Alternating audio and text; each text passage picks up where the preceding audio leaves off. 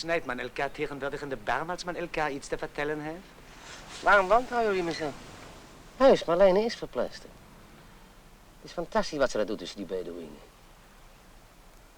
Ze geneest wonden, zweren, melaatsen, syfilis, alles. Marlene wordt daar vereerd als een heilige. En? Nou, Sasje is nou toch ook verpleegster? Waarom mag zij dan niet mee naar Afrika? Die stumpers hebben dat nodig. Kan ik hem meenemen? Oké.